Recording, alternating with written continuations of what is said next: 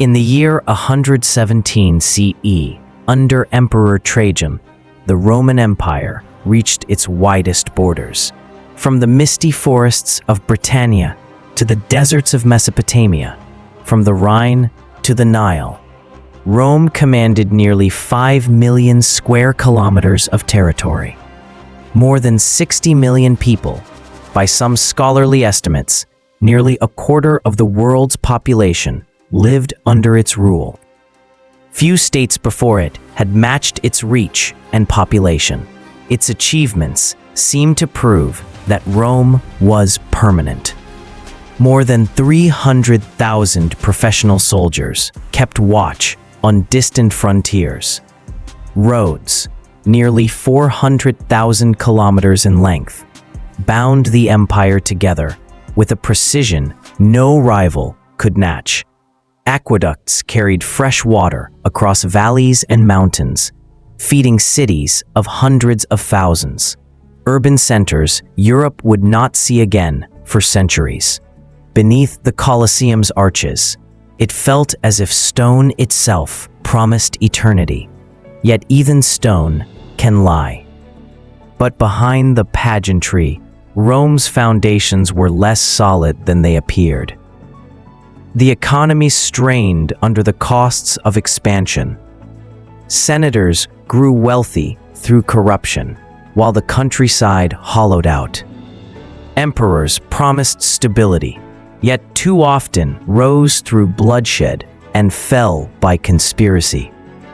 The Roman people, once defined by duty as farmers and soldiers, slipped into the role of spectators, present for the spectacle, absent from governance. For centuries, no foreign army could breach Rome's power. The true danger was internal. Civil wars drained strength. Inflation eroded wealth. Ambition consumed leadership. What looked eternal was, in fact, unraveling slowly. Institutions weakening, one by one. Even so, Rome never entirely disappeared. The Colosseum, though scarred, still dominates the city. Aqueducts cast shadows across the hills of Lazio. Latin endures in Europe's languages. Rome's presence lingers, half monument, half warning. So the questions remain. How could the most formidable empire of the ancient world engineer its own destruction? What lay behind the glitter of triumphal processions? And why, long after its fall, do nations still measure themselves against Rome? This is the story of a civilization that rose from humble beginnings to dominate the known world, only to consume itself in the end. Its collapse was neither sudden nor simple, and the truth behind its fall is darker than the legend suggests. Rome's story begins in legend. Around the 8th century BCE, twins Romulus and Remus, abandoned on the Tiber, were raised by a she-wolf. When they quarreled over their new city, Romulus killed his brother and gave his name to Rome. Blood was in the origin story. Archaeology offers a humbler picture. Clusters of huts on the 7 hills, dwarfed by Etruscan cities to the north and Greek colonies to the south. Early kings, some of Etruscan origin, brought stone temples, writing, and ritual. Monarchy ended in 509 BCE after the outrage of Lucretia's assault. The Romans expelled their king and created a republic. 2 annually elected consuls checked by a senate of patricians. It was not democracy, but its balance of offices made Rome unusually resilient. That resilience shaped expansion. Conquered Italians were not simply crushed. Many received partial citizenship or military obligations that tied them to Rome. By 265 BCE, After wars with Etruscans, Samnites, and Latin tribes, Rome dominated the peninsula. Even catastrophe, the Gallic sack of 390 BCE under Brennus, did not break it. The city rebuilt and vowed never to be caught unprepared again. Beyond Italy stood Carthage, a maritime power in the First Punic War, 264 to 241 BCE. Rome, with little naval tradition, built a fleet and defeated Carthage, taking Sicily.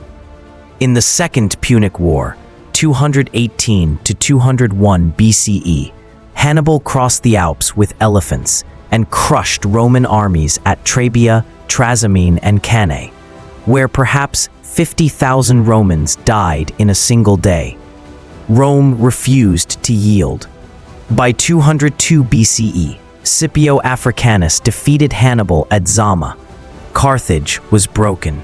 In 146 BCE, Carthage was annihilated and Corinth destroyed. Rome now commanded the Mediterranean, Mare Nostrum. Grain, silver, and slaves poured in. The costs were real. Elite estates expanded, small farmers lost land, and attempts at reform by the Gracchi ended in their deaths. Meanwhile, generals like Marius and Sulla turned legions into personal instruments. Civil wars scarred the Republic. Julius Caesar's conquest of Gaul brought triumph and fear. Crossing the Rubicon in 49 BCE, he plunged Rome into war again. His assassination in 44 BCE did not restore the Republic. From the chaos rose Octavian. At Actium, 31 BCE, he crushed Antony and Cleopatra. In 27 BCE, he became Augustus, Rome's first emperor. The Republic was over. The empire had begun. From huts along the Tiber to fleets ruling the Mediterranean, Rome's climb was dazzling. Yet every victory carried seeds of decay.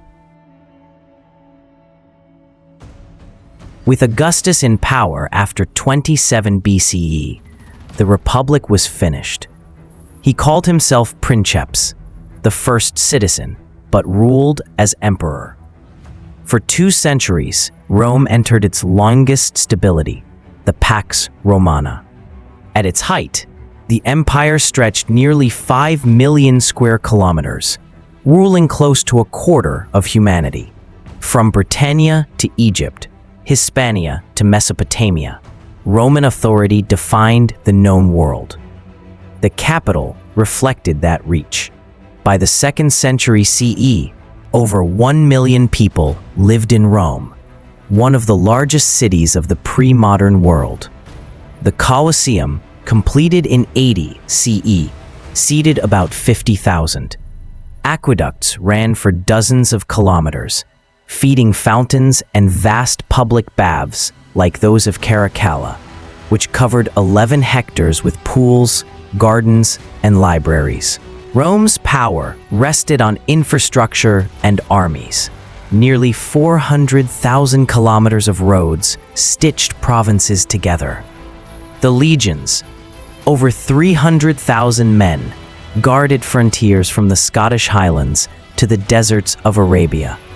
Hadrian's Wall, begun in 122 CE, ran 117 kilometers across northern Britain, marking a hard edge of empire. Veterans settled in colonies, planting Roman identity far from the Tiber. Trade flourished across the Mediterranean, Mare Nostrum, grain from Egypt, silver from Dacia, olive oil from Hispania, silk from China, spices from India. A standardized coinage eased exchange from Britain to Syria. Culture thrived alongside power.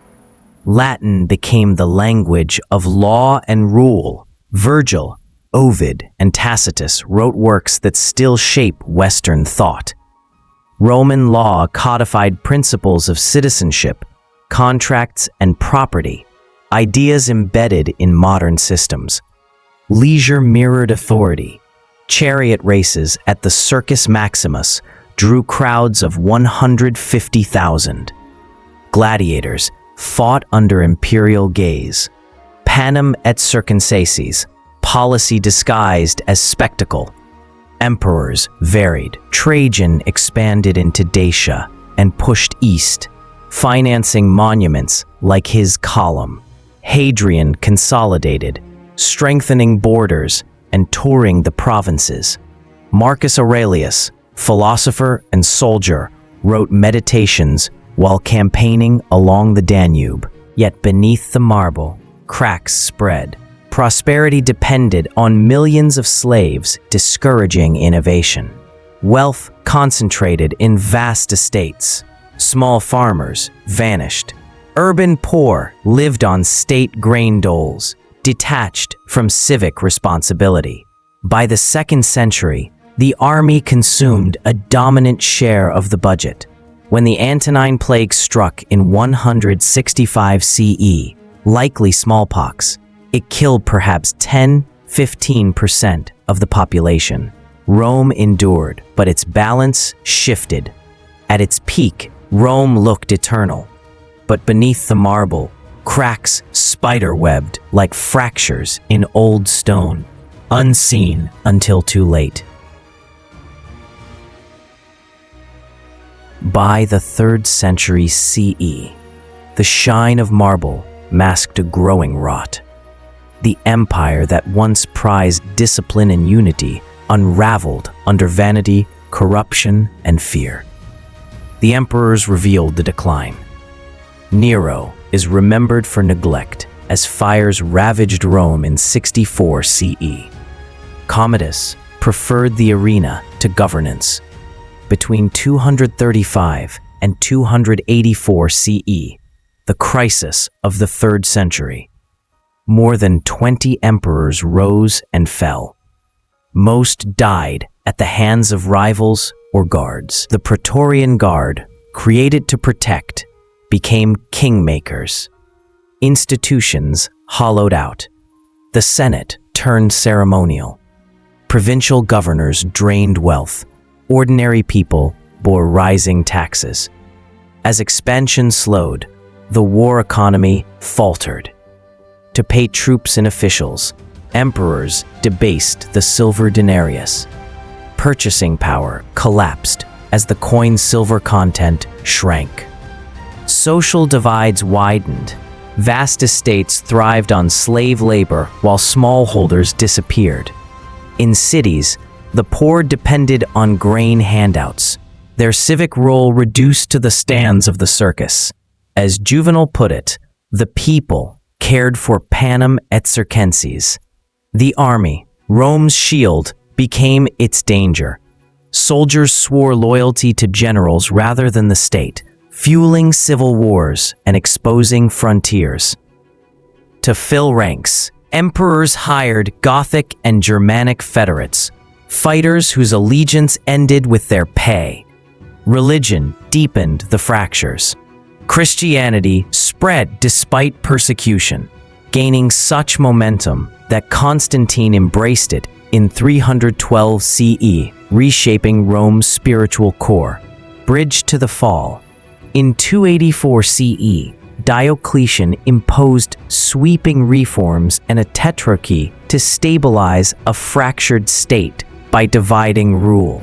Constantine later re-centralized power and founded Constantinople, 330 CE, prolonging survival while formalizing an east-west split that would shape the West's end. The throne no longer governed, it performed. Behind the curtain of marble, the empire was already hollowing to dust. Rome's end was not a single blow, but decades of exhaustion. By the late 4th century, the Western Empire staggered. Civil wars drained armies, the treasury thinned, borders cracked under pressure. A turning point came in 378 CE at Adrianople. Emperor Valens led roughly 30,000 men against the Goths in Thrace. The army was destroyed and Valens perished. the myth of invincibility broke. In 410 CE, Alaric and the Visigoths sacked Rome. The Eternal City, untouched for more than 8 centuries, fell to foreign hands. After 410, permanence stopped being believable. The unraveling quickened. In 439 CE, the Vandals captured Carthage, cutting off North Africa's grain, the lifeline of Italy. In 455 CE, they sacked Rome, stripping a city already made vulnerable. Meanwhile, tribes carved kingdoms in Gaul and Hispania. Then came the Huns. Under Attila, they ravaged Europe. In 452 CE, he invaded Italy, forcing the imperial court to flee. He died soon after, but the damage remained. By the mid-5th century, the West was reduced to fragments of Gaul and Italy. Emperors were figureheads, often children, controlled by generals or federate warlords. Between 455 and 476 CE, 9 rulers came and went, most deposed or murdered. The Senate, once the guardian of Roman authority, was powerless. The final act came in 476 CE. Romulus Augustulus, a boy emperor bearing Rome's founding name, abdicated when Odoacer, a Germanic commander, entered Ravenna. No legions rose, no senators resisted. There was no climactic battle, only authority withering. Odoacer declared himself king of Italy and sent the imperial regalia to Constantinople. The Western Roman Empire was gone. What had seemed eternal proved fragile. Yet Rome's law, language, and faith endured, outlasting the state that forged them. The Western Empire ended in 476 CE, but Rome did not vanish. Its shadow shaped kingdoms, languages, and faiths long after the last emperor laid down his crown. Walk the ruins, the forum's arches, aqueducts across the countryside, the Colosseum's broken tiers, and you feel not only power remembered, but structures that refuse to die. Rome left more than stone. It left a repeatable template: law, road, ritual. Its legal principles, citizenship, contracts, property, migrated into medieval codes and modern systems of justice. Latin became Italian, French, Spanish, Portuguese, Romanian, and seeded thousands of English words. Christianity, once persecuted, became Rome's most enduring legacy. The Church inherited administrative habits and ambitions from the empire it outlived, but Rome's greatest legacy is also its caution. Power without discipline is fragile. Wealth without unity is hollow. Arrogance blinds even the strongest state. Rome did not fall to one battle or one invader. It fell when it abandoned the values that had made it strong: resilience, duty, shared sacrifice. Rome's darkest truth is that it died by its own hand, and that is why its shadow still falls across every empire that dreams of permanence. Every great power since has looked into Rome's mirror and wondered if its reflection foretells the end. Empires rise, empires shine, empires fall.